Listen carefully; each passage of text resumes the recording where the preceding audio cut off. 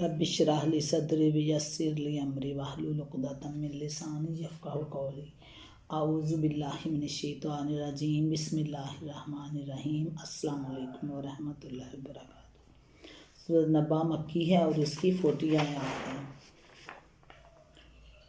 نام دوسری آیت کی فکر عن النباء العظیم کے لفظ النبا کو اس کا نام قرار دیا گیا، اور یہ صرف نام ہی نہیں بلکہ اس سورت کے مضامین کا عنوان بھی ہے، کیونکہ نبا سے مراد قیامت اور آخرت کی خبر ہے، اور سورت میں ساری بحث اسی پر کی گئی ہے۔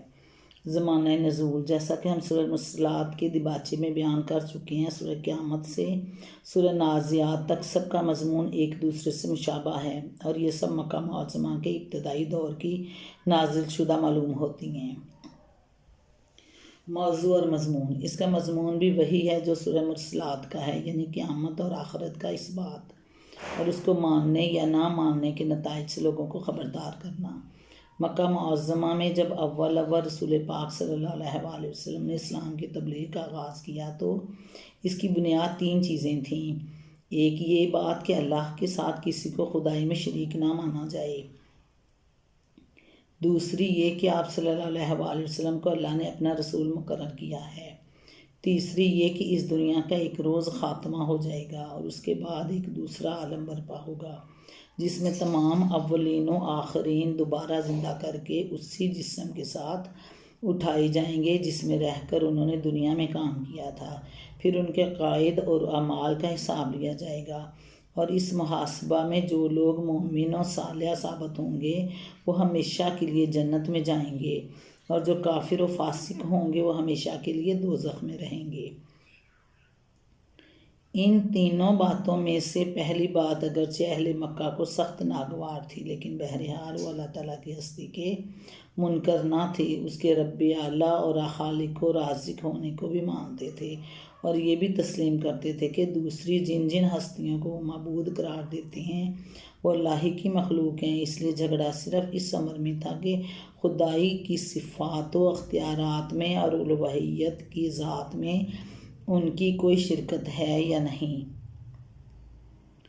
دوسری بات کو مکے کے لوگوں نے ماننے کے لیے تیار نہ تھے، مگر اس امر سے انکار کرنا ان کے لیے ممکن نہ تھا کہ 40 سال تک جو زندگی حضور پاک صلی اللہ علیہ وآلہ وسلم نے دعویٰ رسالت سے پہلے انہی کے درمیان گزاری تھی، اس میں انہوں نے کبھی آپ کو جھوٹا یا فریب کار یا نفسانی اغراض کے لیے ناجائز طریقے اختیار کرنے والا نہ پایا تھا۔ وہ خود آپ کی دانائی و فرزانگی، اسلامت روی اور اخلاق کی بلندی کے قائل و معترف تھے، اس لیے ہزار بہانے اور الزامات تراشنے کے باوجود انہیں دوسروں کو باور کرانا تو درکنار، اپنی جگہ خود بھی یہ باور کرنے میں سخت مشکل پیش آ رہی تھی کہ آپ صلی اللہ علیہ وآلہ وسلم سارے معاملات میں تو راست باز ہیں، مگر پھر صرف رسالت کے دعوے میں معاذ اللہ جھوٹے ہیں۔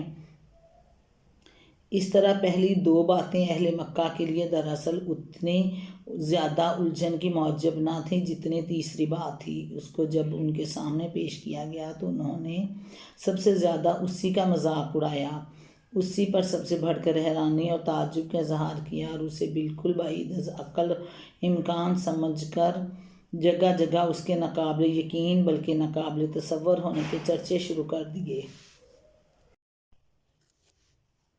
مگر اسلام کی راہ پر ان کو لانے کے لیے یہ قطعی ناگزیر تھا کہ آخرت کا عقیدہ ان کے ذہن میں اتارا جائے، کیونکہ اس عقیدے کو مانے بغیر یہ ممکن ہی نہ تھا کہ حق اور باطل کے معاملہ میں ان کا طرز فکر سنجیدہ ہو سکتا، خیر و شر کے معاملے میں ان کا معیار اقدار بدل سکتا، اور وہ دنیا پرستی کی راہ چھوڑ کر اس راہ پر ایک قدم بھی چل سکتے جس پر اسلام ان کو چلانا چاہتا تھا۔ یہی وجہ ہے کہ مکہ معظمہ کے ابتدائی دور کی صورتوں میں زیادہ تر زور آخرت کا عقیدہ دلوں میں بٹھانے پر صرف کیا گیا، البتہ اس کے لیے دلائل ایسے انداز سے دیے گئے ہیں جن سے توحید کا تصور بھی خود بخود ذہن نشین ہوتا چلا جاتا ہے، اور بیچ بیچ میں رسول پاک صلی اللہ علیہ وآلہ وسلم اور قرآن کے برحق ہونے کے دلائل بھی مختصراً دے دیے گئے ہیں۔ اس دور کی صورتوں میں آخرت کے مضمون کی اس تکرار کا سبب اچھی طرح سمجھ لینے کے بعد اب اس صورت کے مضامین پر ایک نگاہ ڈال لیجیے۔ اس میں سب سے پہلے ان چرچوں اور چہم گوئیوں کی طرف اشارہ کیا گیا جو قیامت کی خبر سن کر مکہ کے ہر کوچہ بازار اور اہل مکہ کی ہر محفل میں ہو رہی تھیں۔ اس کے بعد انکار کرنے والوں سے پوچھا گیا کہ کیا تمہیں یہ زمین نظر نہیں آتی جسے ہم نے تمہارے لیے فرش بنا رکھا ہے؟ کیا یہ بلند و بالا پہاڑ تمہیں نظر نہیں آتے جنہیں ہم نے زمین میں گاڑ رکھا ہے؟ کیا تم اپنے آپ کو نہیں دیکھتے کہ کس طرح ہم نے تمہیں مردوں اور عورتوں کے جوڑوں کی شکل میں پیدا کیا ہے؟ کیا تم اپنے نیند کو نہیں دیکھتے جس کے ذریعہ سے ہم نے تم کو دنیا میں کام کرنے کے قابل بنائے رکھنے کے لیے ہر چند گھنٹوں کی محنت کے بعد ہر چند گھنٹے آرام لینے پر مجبور کر رکھا ہے؟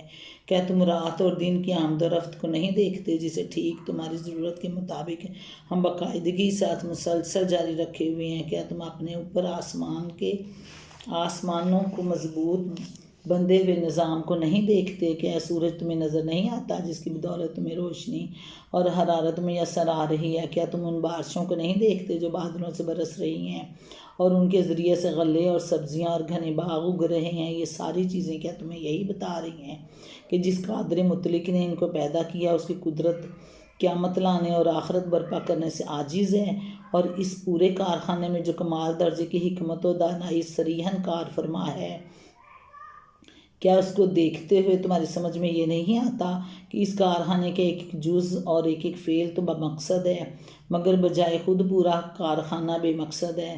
آخر اس سے زیادہ لغو اور بے معنی بات کیا ہو سکتی ہے کہ اس کارخانے میں انسان کو پیش رفت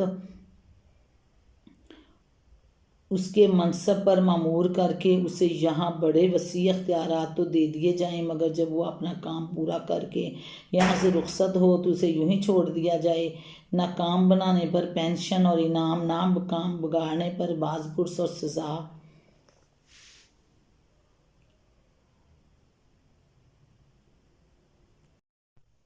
یہ دلائل دینے کے بعد پورے زور کے ساتھ فرمایا گیا کہ فیصلے کا دن یقیناً اپنے مقرر وقت پر آ کر رہے گا۔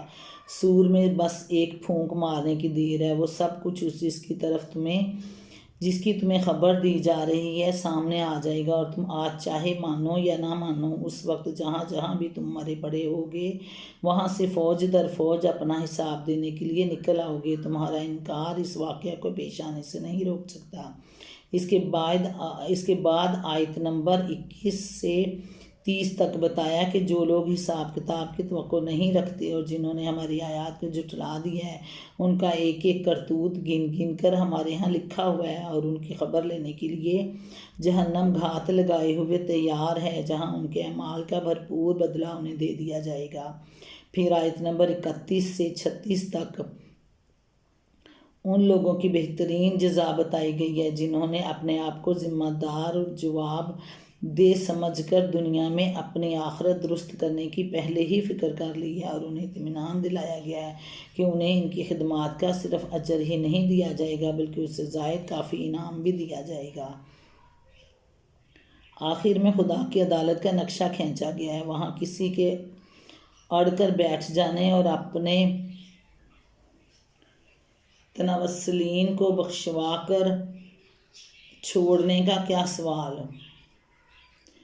کوئی بلا اجازت زبان تک نہ کھول سکے گا، اور اجازت بھی اس شرط کے ساتھ ملے گی کہ جس کے حق میں سفارش کا اذن ہو صرف اسی کے لیے سفارش کرے اور سفارش میں کوئی بیجا بات نہ کہے۔ نیز سفارش کی اجازت صرف ان لوگوں کے حق میں دی جائے گی جو دنیا میں کلمہ حق کے قائل رہے ہیں اور محض گناہ گار ہیں، خدا کے باغی اور حق کے منکر کسی سفارش کے مستحق نہ ہوں گے۔ پھر کلام کو اس تنبیہ پر ختم کیا گیا کہ جس دن کے آنے کی خبر دی جا رہی ہے اس کا آنا برحق ہے، اسے دور نہ سمجھو اور وہ قریب ہی آ لگا ہے۔ اب جس کا جی چاہے اسے مان کر اپنے رب کا راستہ اختیار کر لے، لیکن اس تنبیہ کے باوجود جو اس کا انکار کرے گا اس کا سارا کیا دھرا اس کے سامنے آ جائے گا، اور پھر وہ پچھتا کر کہے گا کاش میں دنیا میں پیدا ہی نہ ہوتا۔ اس وقت اس کا یہ احساس اسی دنیا کے بارے میں ہوگا جس پر وہ آج لٹو ہو رہا ہے۔ السلام علیکم ورحمۃ اللہ وبرکاتہ۔ رب اشرح لی صدری ویسر لی امری واحلل عقدۃ من لسانی یفقہوا قولی۔ اعوذ باللہ من الشیطان الرجیم، بسم اللہ الرحمن الرحیم۔ السلام علیکم ورحمۃ اللہ وبرکاتہ۔ سورۃ النبا مکی ہے اور اس کی 40 آیات ہیں۔ بسم اللہ الرحمن الرحیم۔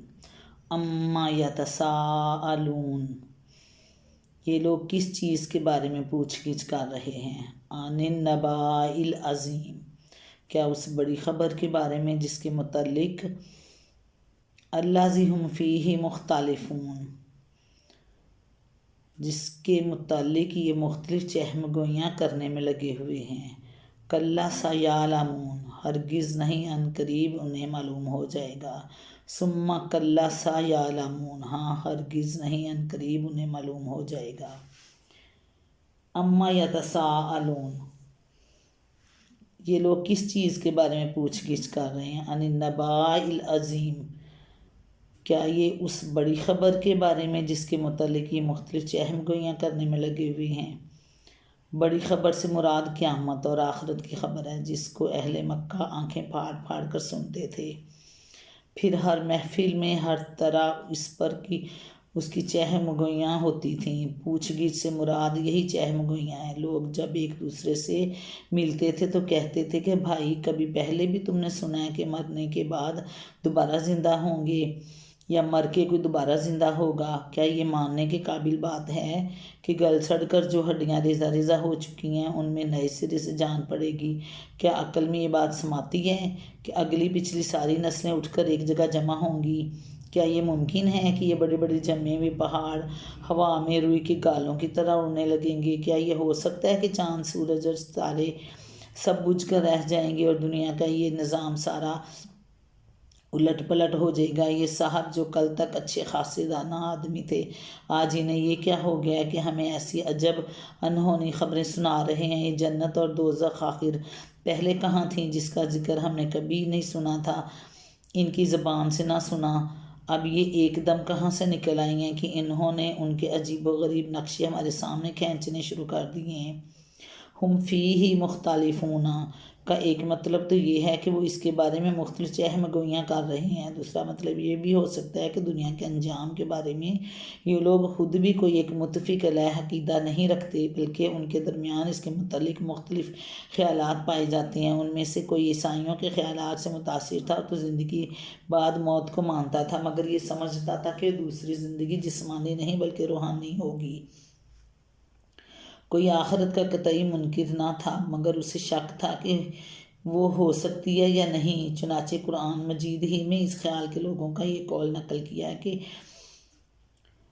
ہم تو بس ایک گمان سا رکھتے ہیں، یقین ہم کو نہیں ہے۔ جاسیہ میں آیت نمبر 31۔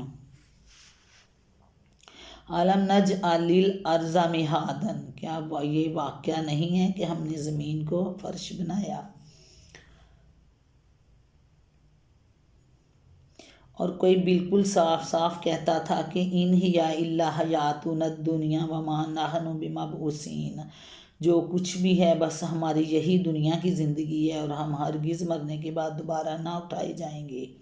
سورۃ انعام میں آیت نمبر 29۔ پھر کچھ لوگ ان میں سے دہریے تھے اور کہتے تھے زندگی بس یہی ہماری دنیا کی زندگی ہے، یہیں ہم مرتے اور جیتے ہیں اور گردش ایام کے سوا کوئی چیز نہیں جو ہمیں ہلاک کرتی ہو۔ جاسیہ میں 24۔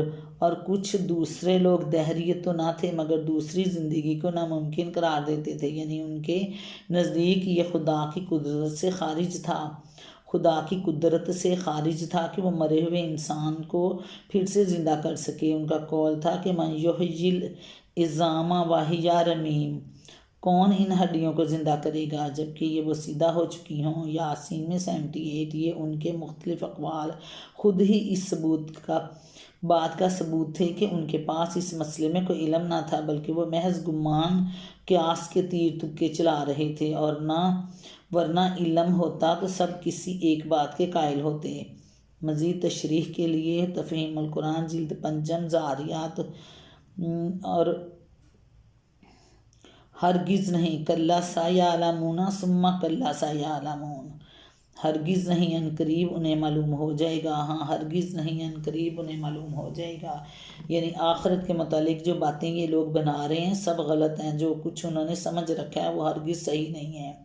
یعنی وہ وقت دور نہیں ہے جب وہی چیز حقیقت بن کر ان کے سامنے آ جائے گی جس کے بارے میں یہ فضول چہم گوئیاں کر رہے ہیں۔ اس وقت انہیں پتہ چل جائے گا کہ رسول نے جو خبر ان کو دی تھی وہی صحیح تھی، اور قیاس گمان سے جو باتیں یہ بنا رہے تھے اس کی کوئی حقیقت نہ تھی۔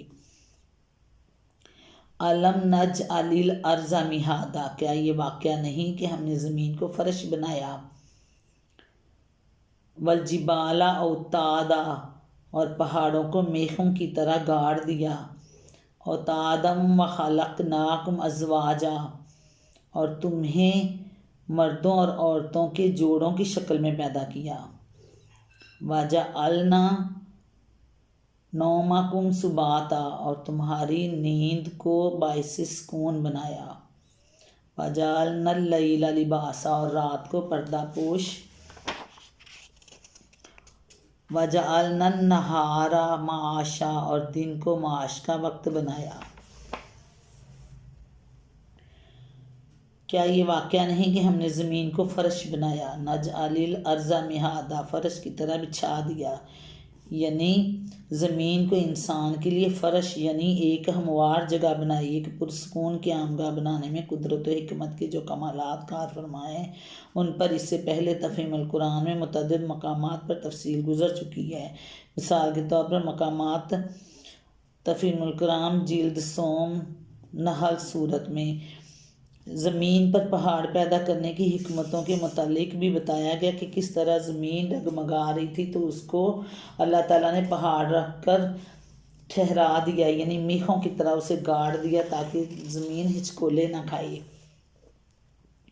انسانوں کو مردوں اور عورتوں کے جوڑوں کی شکل میں پیدا کرنا اپنے اندر جو عظیم حکمتیں رکھتا ہے ان کی تفصیل کے لیے ملاحظہ ہو تفہیم القرآن جلد سوم۔ انسان کو دنیا میں کام کرنے کے قابل بنانے کے لیے اللہ تعالیٰ نے جس حکمت کے ساتھ اس کی فطرت میں نیند کا ایک ایسا دائیہ رکھ دیا جو ہر چند گھنٹوں کی محنت کے بعد اسے چند گھنٹے سونے پر مجبور کر دیتا ہے، یعنی رات کو اس غرض کے لیے تاریک بنا دیا کہ اس میں تم روشنی سے محفوظ رہ کر زیادہ آسانی کے ساتھ نیند کا سکون حاصل کر سکو، اور دن کو اس مقصد سے روشن بنایا کہ اس میں تم زیادہ سہولت کے ساتھ اپنے معاش کے لیے کام کر سکو۔ زمین پر باقاعدگی کے ساتھ مسلسل رات اور دن کا الٹ پھیر کرتے رہنے کے بے شمار فوائد میں سے صرف ایک فائدے کی طرف اشارہ یہ بتانے کے لیے کیا ہے کہ سب کچھ بے مقصد نہیں ہے، اتفاقاً نہیں ہو رہا، بلکہ اس کے پیچھے ایک بڑی حکمت کام کر رہی ہے جس کا براہ راست تمہارے اپنے مفاد سے گہرا تعلق ہے۔ تمہارے وجود کی ساخت اپنے سکون و راحت کے لیے جس تاریکی کی طلب ہوتی ہے، تاریکی کی طالب تھی وہ رات کو، اور اپنی معاشیت کے لیے جس روشنی کی طالب تھی وہ دن کو مہیا کیا گئی ہے۔ تمہاری ضروریات کے عین مطابق یہ انتظام خود اس بات کی شہادت دے رہا ہے کہ یہ کسی حکیم کی حکمت کے بغیر نہیں ہوا۔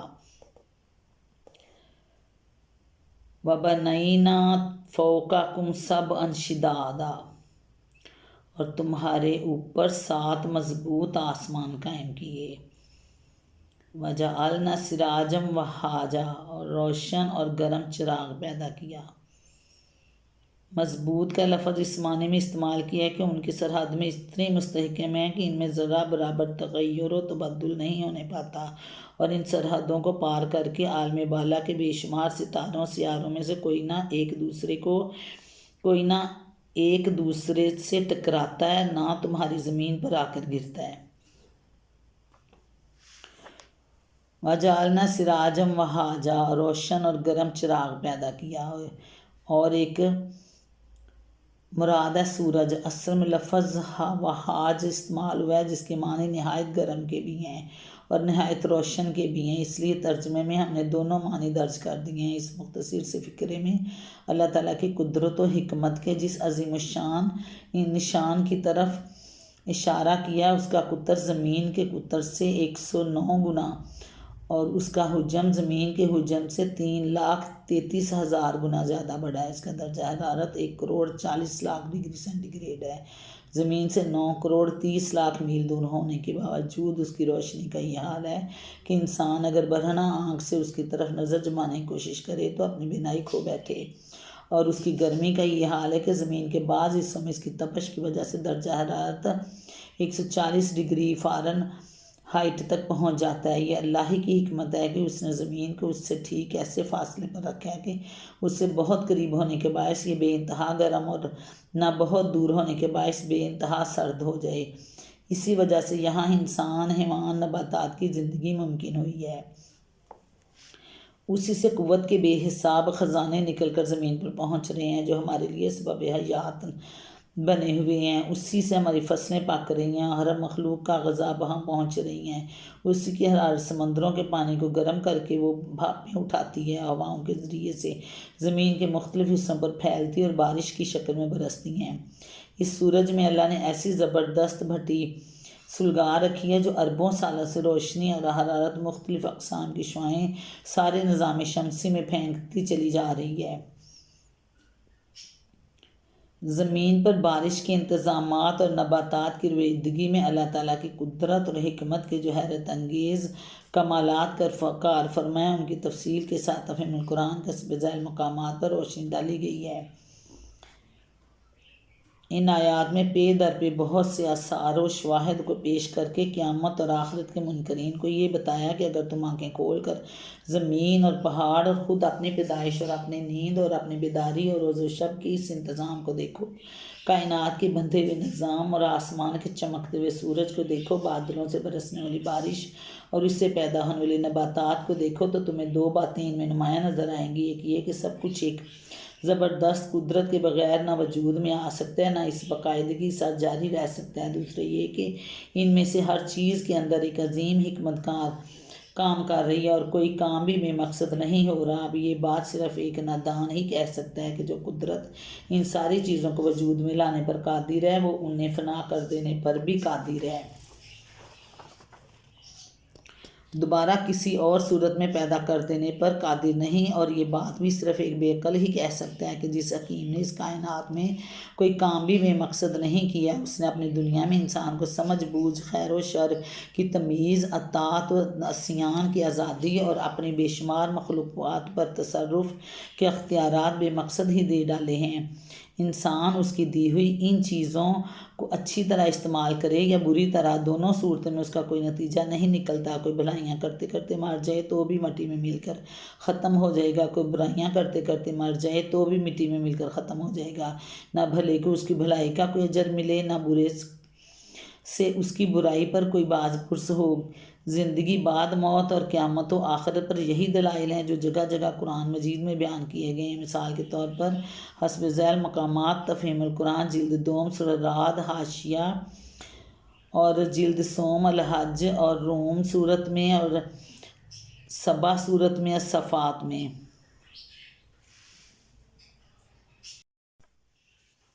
وَأَنزَلْنَا مِنَ الْمُعْصِرَاتِ مَاءً ثَجَّاجًا،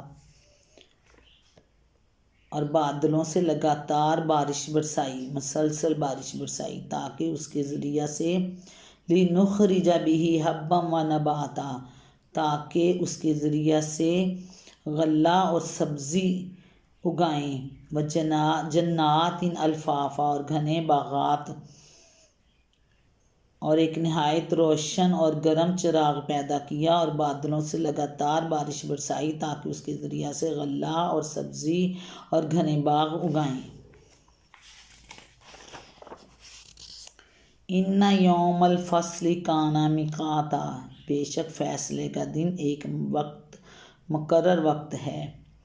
یوم ینفخ فی الصور فتأتون افواجا، جس روز سور میں پھونک مار دی جائے گی، افواجم وفتحت السماء فکانت ابوابا، تم فوج در فوج نکل آؤ گے اور آسمان کھول دیا جائے گا، وسیرت الجبال فکانت سرابا، اور پہاڑ چلائے جائیں گے یہاں تک کہ وہ سراب ہو جائیں گے۔ اِنَّ یوم الفصل کان میقاتا، بے شک فیصلے کا دن ایک مقرر وقت ہے۔ یوم ینفخ فی الصور فتأتون افواجا، جس روز سور میں پھونک مار دی جائے گی، وفتحت السماء فکانت ابوابا، اور آسمان کھول دیا جائے گا، وفتحت السماء اور آسمان کھول دیا جائے گا، فکانت ابوابا حتیٰ کہ وہ دروازے ہی دروازے بن جائے گا، ابوابا دروازے ہی دروازے، وسیرت الجبال اور چلائے جائیں گے پہاڑ، فکانت سرابا یہاں تک کہ وہ سراب ہو جائیں گے، ان جہنم کانت مرصادا در حقیقت جہنم ایک گھات ہے، للطاغین مآبا سرکشوں کا ٹھکانہ، مآب لابسین فیہا احقابا جس میں وہ مدتوں پڑے رہیں گے،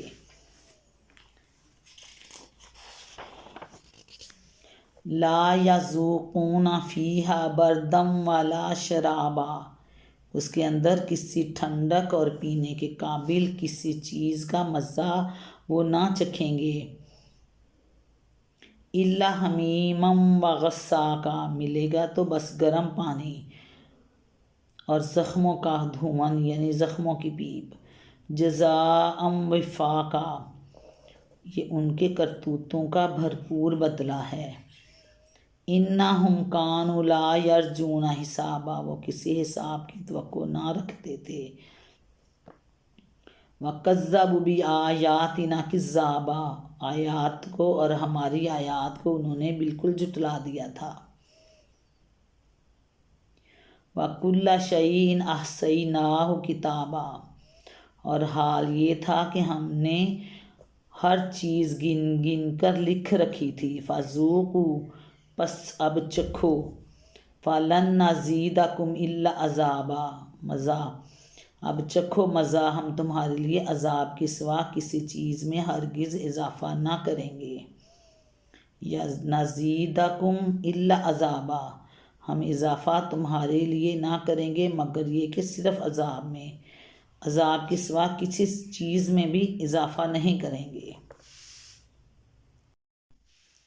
یوم ینفخ فی الصور فتأتون افواجا جس روز سور میں پھونک مار دی جائے گی، اس سے مراد وہ آخری نفخ صور ہے جس کا آوازہ بلند ہوتے ہی تمام مرے ہوئے انسان یکایک جی اٹھیں گے یعنی زندہ ہو جائیں گے، اور تم میں سے مراد صرف وہی لوگ نہیں ہیں جو اس وقت مخاطب تھے بلکہ وہ تمام انسان ہیں جو آغاز آفرینش سے قیامت تک پیدا ہوئے ہوں، سب زندہ ہو جائیں گے،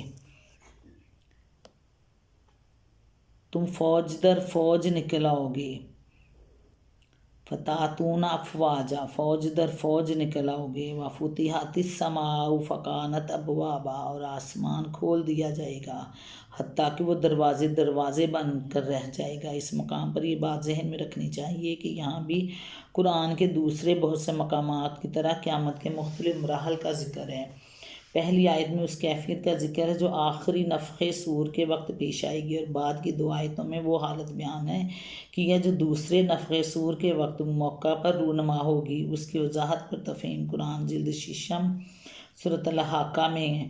آسمان کھول دیا جائے گا اس سے مراد یہ ہے کہ عالم بالا میں کوئی بندش اور رکاوٹ باقی نہ رہ جائے گی، اور ہر طرف سے ہر آفت سماوی اس طرح ٹوٹی پڑ رہی ہوگی کہ معلوم ہوگا کہ گویا اس کے آنے کے لیے سارے دروازے کھلے ہیں اور اس کو روکنے کے لیے کوئی دروازہ بھی بند نہیں رہا ہے۔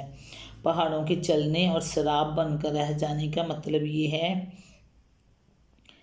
وَسُيِّرَتِ الْجِبَالُ فَكَانَتْ سَرَابًا اور پہاڑ چلائے جائیں گے یہاں تک کہ وہ سراب ہو جائیں گے، مطلب یہ کہ دیکھتے دیکھتے پہاڑ اپنی جگہ سے اکھڑ کر اڑنا شروع کر دیں گے، اڑیں گے اور پھر ریزہ ریزہ ہو کر اس طرح پھیل جائیں گے کہ جیسے پہلے کبھی پہاڑ تھے ہی نہیں، وہاں ریت کے وسیع میدانوں کے سوا اور کچھ نہ ہوگا۔ اسی کیفیت کو سورۃ طٰہٰ میں بیان کیا ہے۔ یہ لوگ تم سے پوچھتے ہیں کہ آخر اس دن یہ پہاڑ کہاں چلے جائیں گے، ان سے کہو میرا رب ان کو دھول بنا کر اڑا دے گا اور زمین کو ایسا ہموار چٹیل میدان بنا دے گا کہ اس میں تم کوئی بل اور سلوٹ تک نہ دیکھو گے۔ آیت 105 تا 107۔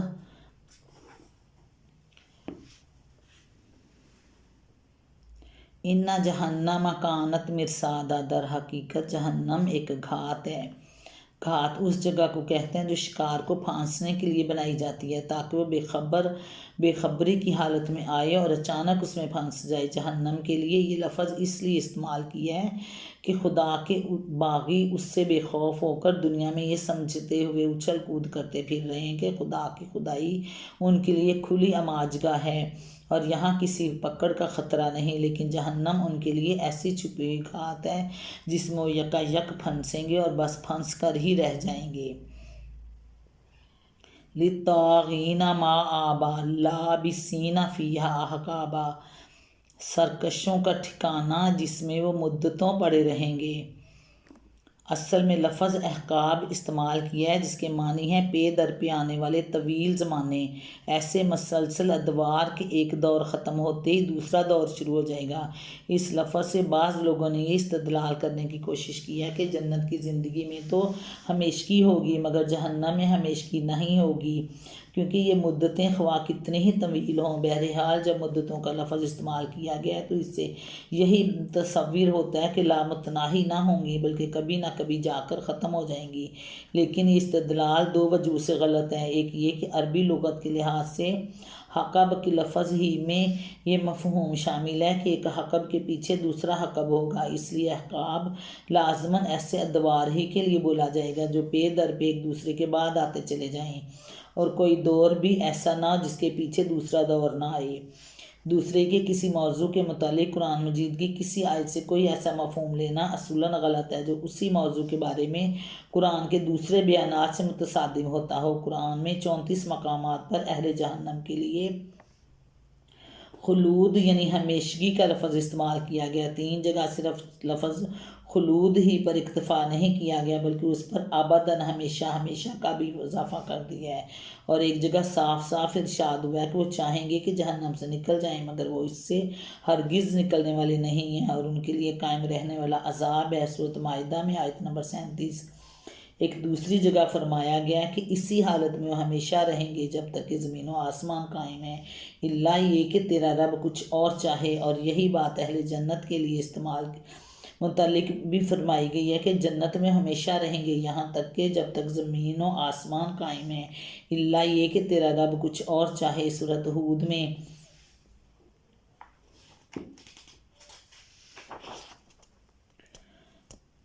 کہنے کی آخر کیا گنجائش باقی رہ جاتی ہے کہ جہنم میں خدا کے باغیوں کا قیام دائمی نہیں ہوگا بلکہ کبھی نہ کبھی ختم ہو جائے گا۔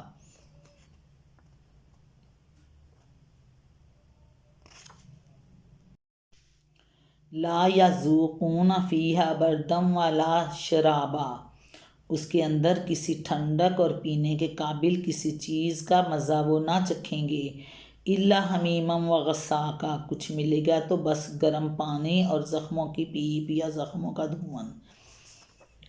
اصل میں لفظ غساق استعمال ہوا ہے جس کا اطلاق پیپ، لہو، کچ لہو اور آنکھوں اور کھالوں سے بہنے والی تمام رطوبتوں پر ہوتا ہے جو شدید تعذیب کی وجہ سے بہہ نکلتی ہوں۔ اس کے علاوہ یہ لفظ ایسی چیز کے لیے بھی بولا جاتا ہے جس میں سخت تعفن اور سڑاند ہو۔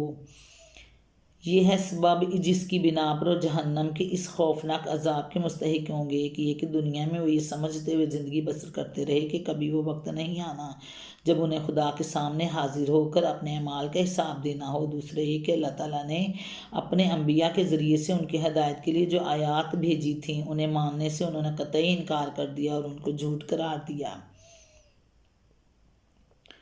یعنی وہ جھٹلاتے رہے۔ جزاء وفاقا انہم کانوا لا یرجون حسابا وکذبوا بآیاتنا کذابا،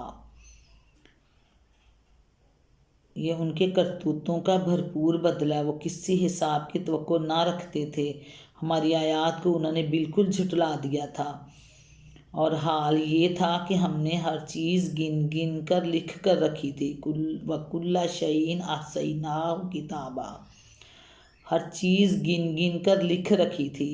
فَذُوقُوا، پس چکھو، فَلَن نَّزِيدَكُمْ إِلَّا عَذَابًا، اب چکھو مزہ، اب ہم تمہارے لیے عذاب کے سوا کسی چیز میں ہرگز اضافہ نہ کریں گے۔ یعنی ان کے اقوال و افعال، ان کے حرکات و سکنات، حتیٰ کہ ان کی نیتوں اور خیالات اور مقاصد تک کا مکمل ریکارڈ ہم تیار کرتے جا رہے تھے، جس سے کوئی چیز چھوٹی ہو یا بڑی چھپی ہوئی نہ تھی۔ وہ بیوقوف اس سے بے خبر اپنی جگہ یہ سمجھے بیٹھے تھے کہ وہ کسی اندھیری نگری میں جی رہے ہیں، جہاں وہ اپنی مرضی اور خواہشوں سے جو کچھ چاہیں کرتے رہیں، اس کی باز پرس کرنے والا کوئی نہیں ہے۔ یہ تھا جہنمیوں کا نقشہ، کیسے ان کے ساتھ وہاں پہ سلوک کیا جائے گا، جس کو آج وہ لوگ جھٹلا رہے ہیں۔ وہ یہ سمجھ رہے ہیں کہ اس وقت کوئی حساب نہیں ہوگا، حالانکہ ان کی ایک ایک چھوٹی بڑی ہر چیز کا حساب لکھا ہوا ہے۔ وہاں ان کے کرتوت لکھ جا رہے ہیں، ان کے کرتوتوں کا بھرپور بدلہ ان کو ملے گا۔ کسی حساب کی توقع نہ رکھتے تھے اور ہماری آیت کو انہوں نے جھٹلا دیا تھا، اور حال یہ تھا کہ ہم نے ہر چیز گن گن کر لکھ رکھی تھی۔ اب چکھو مزہ، ہم تمہارے لیے عذاب کے سوا کسی چیز میں ہرگز نہ اضافہ کریں گے، یعنی صرف عذاب ہی میں اضافہ ہو سکتا ہے، اس کے علاوہ اور کسی چیز میں اضافہ نہیں ہوگا۔ اِنَّ لِلْمُتَّقِینَ مَفَازًا، یقیناً متقیوں کے لیے کامرانی کا ایک مقام ہے۔ حدائق و انابا، باغ اور انگور۔ انابم و کواعب اترابا، اور نوخیز ہمسن یا ہم عمر کنواری لڑکیاں۔ اترابم و کاسن دہاقا، اور چھلکتے ہوئے جام۔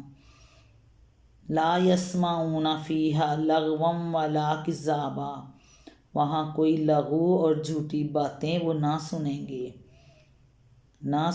وہ اس میں کوئی لغو اور نہ کوئی جھوٹی باتیں۔ جزاء من ربک عطاء حسابا، جزا ہے، کافی ہے انعام تمہارے رب کی طرف سے۔ رب السماوات والارض وما بینہما الرحمن لا یملکون منہ خطابا، اس نہایت مہربان خدا کی طرف سے زمین اور آسمانوں کا اور ان کے درمیان کی ہر چیز کا مالک ہے، جس کے سامنے کسی کو بولنے کا یارہ نہیں۔ یوم یقوم الروح والملائکۃ صفا، جس روز روح اور ملائکہ صف بستہ کھڑے ہوں گے۔ لا یتکلمون الا من اذن لہ الرحمن، کوئی نہ بولے گا سوائے اس کے جسے رحمان کی اجازت ہو، یا رحمان کی اجازت سے۔ اذن لہ الرحمن، جس سے رحمان خود اجازت دے۔ وقال صوابا، اور جو ٹھیک بات کہے۔ ذالک الیوم الحق، وہ دن برحق ہے۔ فمن شاء اتخذ، جس کا جی چاہے اپنے رب کی طرف اختیار کر لے، الی ربہ، اپنے رب کی طرف، مآبا، راستہ پلٹنے کا، جس کا جی چاہے اپنے رب کی طرف پلٹنے کا راستہ اختیار کر لے۔ انا انذرناکم عذابا قریبا، ہم نے تم لوگوں کو اس عذاب سے ڈرا دیا ہے جو قریب آ لگا ہے۔ قریبا یوم ینظر المرء ما قدمت یداہ ویقول الکافر یا لیتنی کنت ترابا، ہم نے تم لوگوں کو اس عذاب سے ڈرا دیا ہے جو قریب آ لگا ہے، جس روز آدمی وہ سب کچھ دیکھ لے گا، انسان وہ سب کچھ دیکھ لے گا جو اس کے ہاتھوں نے آگے بھیجا ہے۔ قدمت یداہ، اس کے ہاتھوں نے جو کمائی آگے بھیجی ہے۔ وَيَقُولُ الْكَافِرُ، اور اس کافر پکار اٹھے گا، کاش میں خاک ہوتا، کنت ترابا، ہوتا میں خاک۔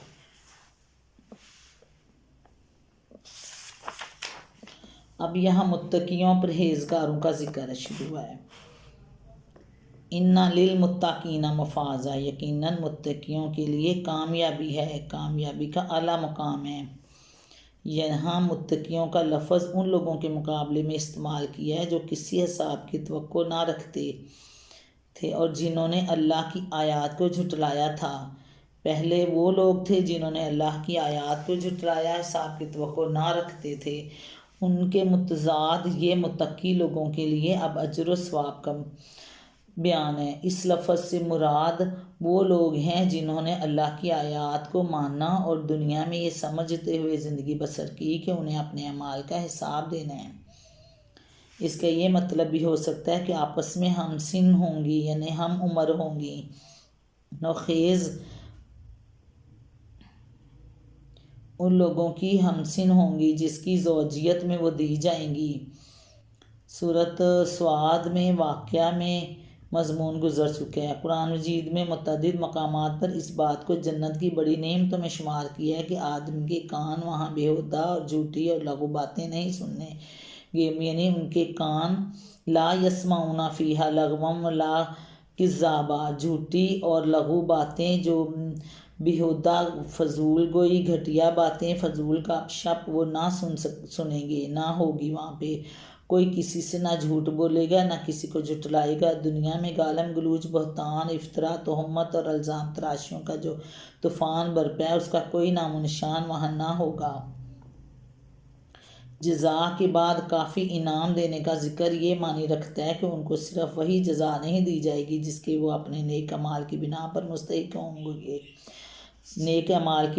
مستحق ہوں گے، بلکہ اس پر مزید انعام اور کافی انعام بھی انہیں دیا جائے گا۔ اس کے برعکس اہل جہنم کے بارے میں صرف اتنا فرمایا ہے کہ انہیں ان کے کرتوتوں کا بھرپور بدلہ دے دیا جائے گا، یعنی نہ ان کے جرائم سے کم سزا دی جائے گی نہ اس سے زیادہ۔ یہ بات قرآن مجید میں بہت سے مقامات پر وضاحت کے ساتھ بیان کی جا چکی ہے، سورۃ یونس میں، نمل میں، قصص میں، سبا میں اور مومن میں۔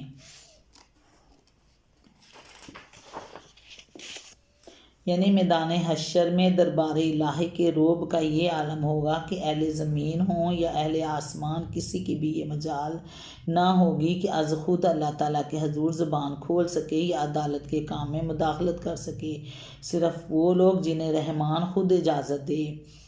اہل تفسیر کی اکثریت کا خیال یہی ہے کہ اس سے مراد جبرائیل علیہ السلام ہے اور ان کا جو بلند مرتبہ اللہ تعالیٰ کے یہاں ہے اس کی وجہ سے ملائکہ سے الگ ان کا ذکر کیا گیا ہے۔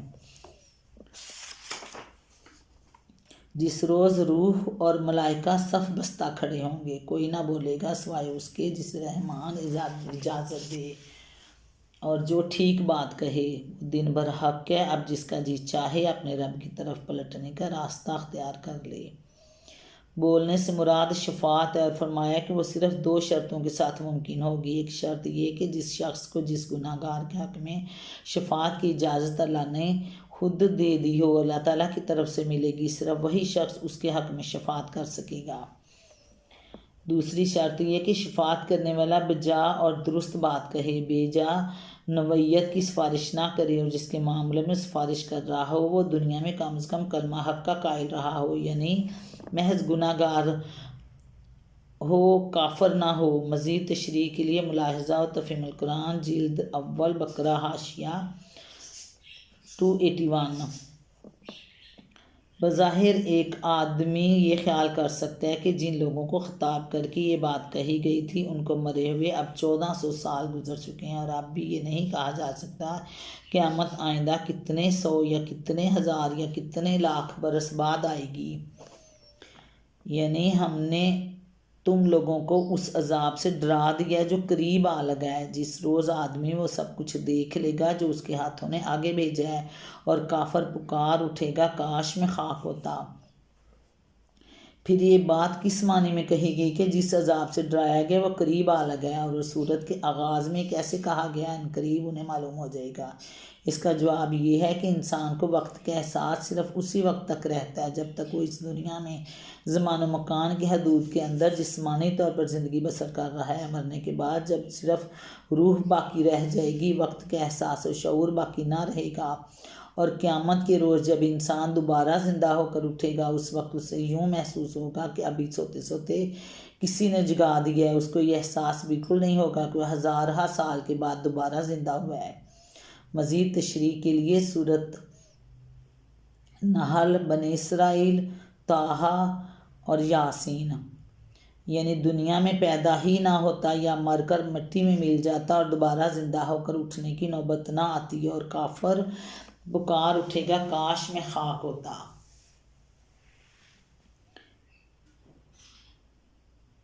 ربنا آتنا فی الدنیا حسنۃ وفی الآخرۃ حسنۃ وقنا عذاب النار، یعنی انسان جب مر جاتا ہے تو اس کے اعمال بند ہو جاتے ہیں اور اسے وقت کا احساس بھی نہیں رہتا۔ اعمال تو اسے اسی زندگی میں 5 سال 8 سال 60 سال 100 سال 80 سال 200 سال جتنی زندگی ہے وہ عمل کر سکتا ہے اس میں، اس کے علاوہ اس کے بعد وہ عمل نہیں کر سکے گا، تو پھر اس کی زندگی تو یہی ہوئی نا۔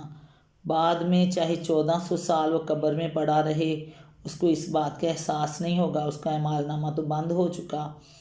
اس لیے یہی زندگی ہے، اسی میں ہم نے آخرت کے ٹھکانے بنانے ہیں، اچھے بن جائیں یا برے بن جائیں، یہ اختیار انسان کو اللہ تعالیٰ نے دے دیا ہے۔ جس کا جی چاہے اپنے رب کی طرف پلٹنے کا راستہ اختیار کر لے۔